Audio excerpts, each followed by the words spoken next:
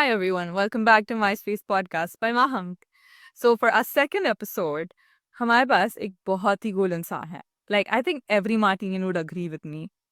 He was not just a principal, he was like the standard, the vibe of our college. It is none other than Mr. McFarland, the principal, the former principal of Lamartine College, Lucknow. He set the standards so high for everyone. All the boys were in discipline just because of him. And he did not call them students, he called them boys, his boys, because he was not just principal. He was their friend, their mentor, and everything in between. So let's go and have a conversation with him. Yeah. Welcome, sir. Thank you so much for doing this with us today. So, you were a student at Lamartine and then you served as principal.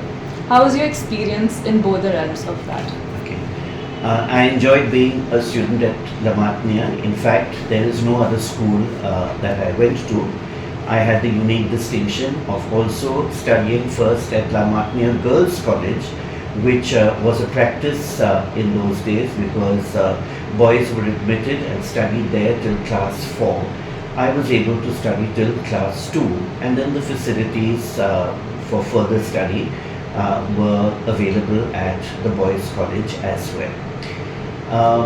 Many years later, in fact, I worked for 27 years in the University of Lucknow. I then had the opportunity to come back as principal. With 27 years gap, it's like an absolutely different lifetime. It's a completely different timeline. However, since the institution has run largely on tradition, it's a great advantage to have been a pupil over there and then to lead the school. The two roles are completely different. When you are a pupil, you are young, you are being taken care of, you are learning to fit into a certain practice, a certain set of traditions. When you are principal, it is your job to maintain those traditions and perhaps add to them with the advantages that one has of the present as well. Being a principal is not just being a Martinier boy. It is an extremely professional job where you are dealing with young lives and you are dealing with young lives in contemporary situations. Therefore, you cannot expect the young people of today to relive the experiences which I had perhaps 50 years ago. So, sir, you were, as a principal, you were known for being a disciplinarian and you had very strict rules to be followed so the boys could become what they are today. So, did you secretly enjoy them breaking the rules? I will disagree with you when you talk about being a strict disciplinarian, because the concept of discipline has definitely changed within the generation. When I was in school, as anybody in my generation will also agree, it was very teacher focused. Everything that you did was the manner in which the teacher led you or instructed you or guided you to do. In today's school scenario, we definitely have a pupil-focused and a pupil-centered system of learning.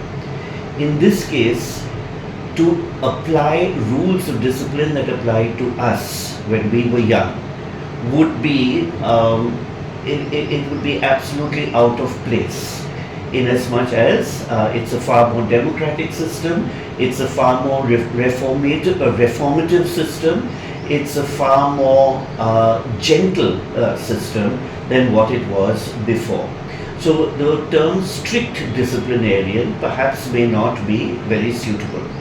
Disciplinarian, yes, but then let us understand that discipline is in order to cut off all those rough edges that you have, to fit you into a certain pattern, a certain mold, without, of course, destroying or disturbing the essential individuality that each young person must have.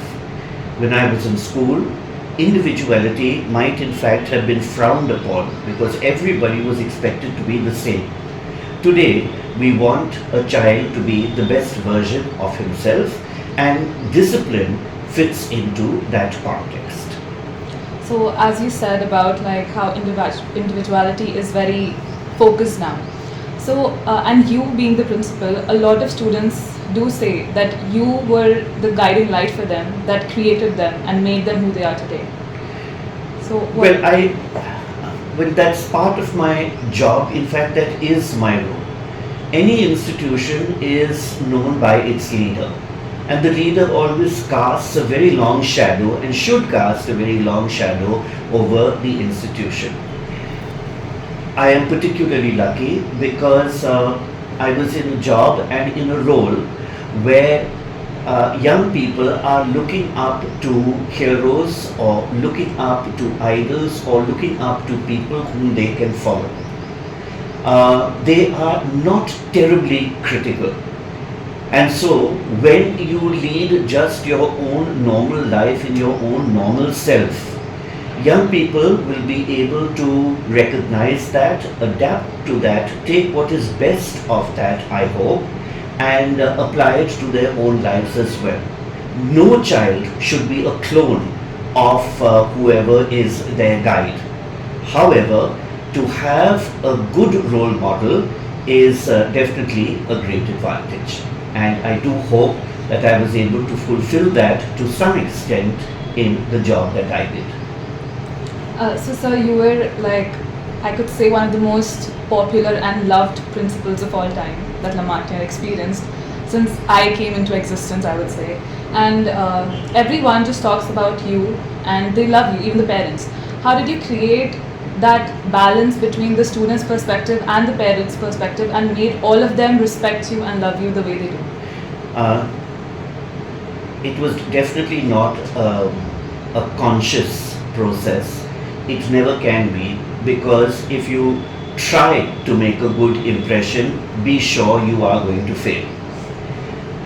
Being yourself, and I think the key thing, really loving the work that you do and the people with whom you are working is what makes a difference. At the end of the day, even though I say my role as a principal was a very professional role, even professions and professionals have to deal with people. People are also professionals, and so how you deal with people is what is important and what is significant.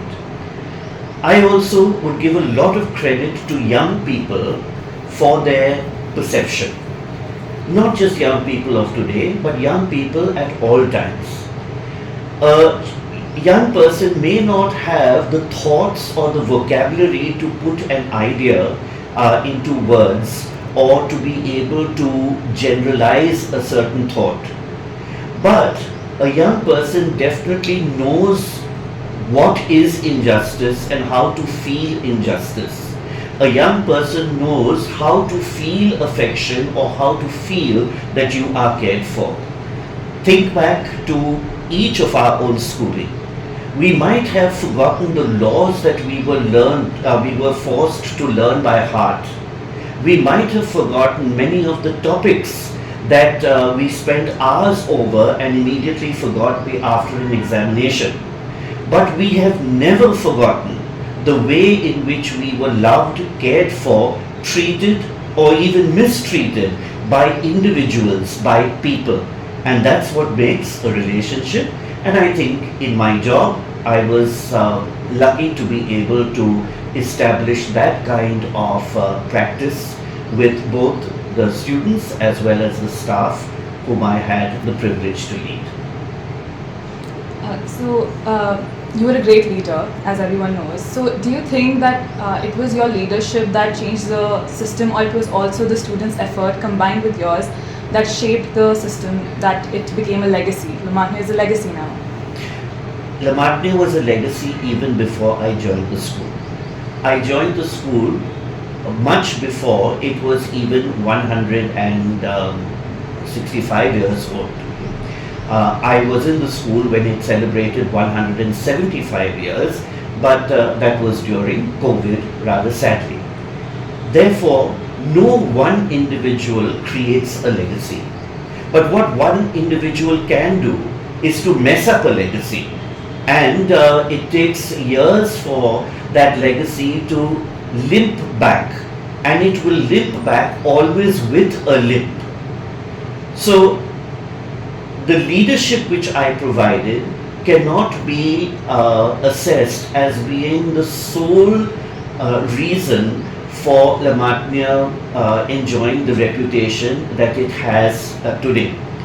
It always had a reputation, it always had an image, and this has been contributed to by the dozen of principals who were there much before I as well.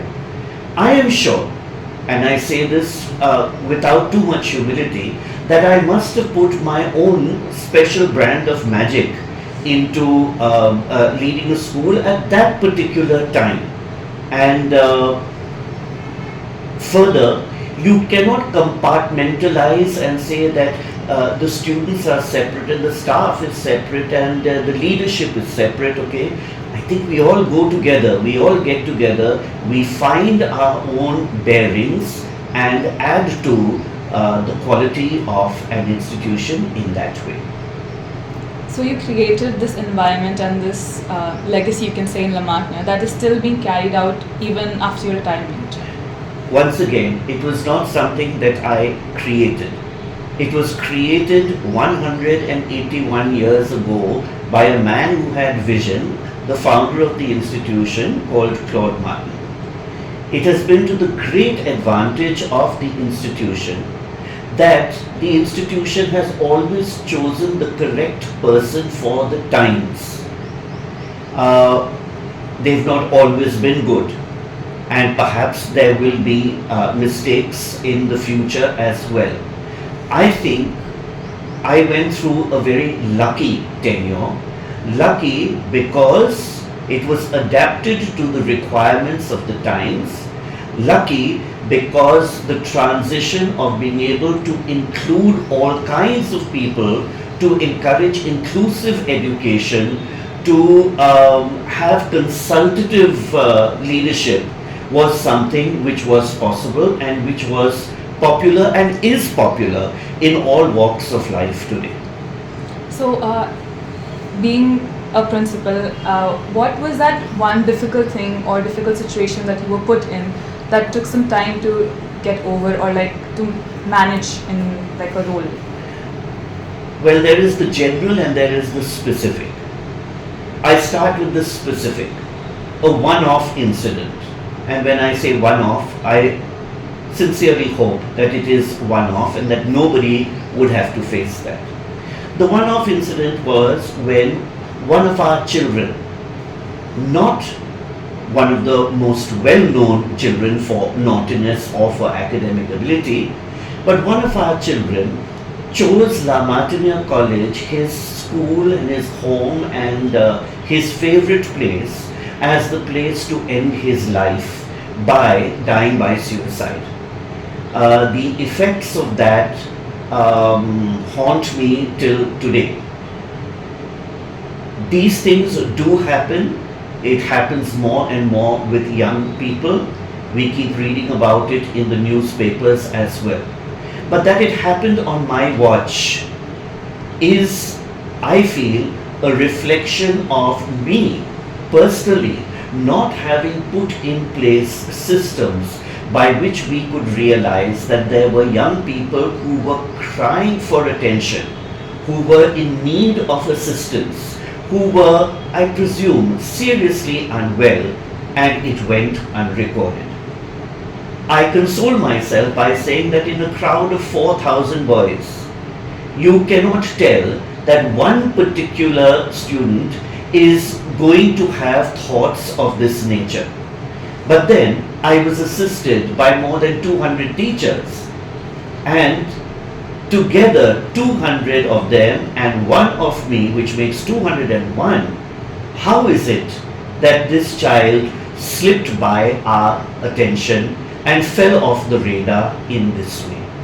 That is a specific regret. The general complaint which I have is something which I compare to when I was a pupil in school, and which is the role / interference of parents. parenting has changed in India and not for the better. We feel that it is very important for parents to be involved in the progress of their child, etc. And definitely, the interaction with parents, the contribution of parents must be welcomed. But the kind of helicopter parents that we faced, especially with the smaller boys, was frustrating as well as disturbing in being able to carry out professional responsibility. We have to understand that a parent is a parent and a teacher is a teacher. As a teacher, it is so difficult to teach your own child. As a parent, it is impossible to teach your own child. Therefore, the parent needs the teacher and the teacher needs the parent. But both need each other for the good of the child. Merely because a parent is the biological progenitor of the child does not mean that you have every single right to demand every single way in which the child should perform and an exact mark that the child should achieve. Allow the child to grow, allow the child to be himself, and if you have come to an institution like La Martiniere, it is, I hope, because you have trust in the system, because of the legacy that you were talking about, and allow us to get on with our work. Okay? Parents could be irritating and annoying to the nth degree. Now, why do you think that shift is that parents, are they trying to protect their children from the reality of the world that they have to face later in life? Well, that is something for a sociologist and a psychologist to be able to talk about. I am just looking at the extremely practical way of looking at life. Okay? When you come and say that you will only be happy if your child gets 97% marks, when your child perhaps is really capable of getting 43%, are you going to love your child less because he strove and got 45%? Or are you saying that the child will go completely unloved because he has not matched the 97% which I had set for him? What is the role of parenting for children today? To be a parent, to make your child the best version of himself, to make a child a happy adult, free from diabetes, free from ulcers, free from irritable bowel syndrome, free from blood pressure, rather than, to get the fanciest of job, whatever that may be, with the highest of salary, where in any case, you end up eating one breakfast and sleep in one bed. So, sir, like you were talking about the education as well. So there have been a lot of change in the Ministry of Education. They have removed some chapters and they have added a few different things. What are your views on that as a principal and as an educator? Well, when we have a Ministry of Education and when we have so many different bodies that take care of curricula, it is their job to do that. Let us keep in mind that no scheme of education, no scheme of academics can remain static. Let's think about it. When institutions such as ours were established in the 19th century, you learnt Latin, you learnt Greek, you learnt formal grammar, you learnt music, you learnt Bible study. And these were elements that were really tested and tested very thoroughly. During the time when I was in school, which is 50 plus years ago, we did not have computer science or computer applications because they didn't exist. We did not have the modern subjects, which young people have today and which are contributing to existing careers. But we did have things like the introduction of what was called bookkeeping, which today we call accountancy. We did have literature in English, which was different from the study of compulsory English, where the study of the best literary works was something which were encouraged. But even that has changed. In many schools today, you will see that the class to study Hindi may have just 3 or 4 students in the school, even though we make it a national issue that we should be studying our mother tongue, and patriotism and our nationalism is judged and guided by the degree that we use the national language as well. So these are things which keep changing. Who could think that today in the school that I led, we now have legal studies, hospitality management, we have artificial intelligence and robotics. I would like to see agriculture being introduced as a subject. There are so many of these things, which did not exist because the subjects themselves did not exist. So changing here or chopping there is not something which should be discouraged, but we should hasten slowly according to the requirement of the present times and the present generation. At the end of all this, the bottom line is, whatever prepares the child best for life in general is the best education. If there can be specific elements of study which will help in earning a living, well then, that is so much the better. But the latter cannot take the place of the former. Thank you so much, sir. Unlike this, we would like to end, but one last question. If you could say something to all the students and parents of today, what would you like to say to them? First of all, I will not club students and parents together. Even through this short podcast, we have made a terrific distinction between parents and students. Not to put them into two opposite camps, because they aren't. Your child is a product of you, and you are the progenitor of that child as well. But parents need to go back to the drawing board, as it were, and to see what did they really have in mind when that child was being conceived, and being conceived in an act of love. Were you creating a robot who would one day be able to earn a lot of money to take care of you apparently in your old age? Or what was it that you really wanted? Or did you want to add to the generation and to have something made of yourself, to love deeply and to be the best version of himself or herself?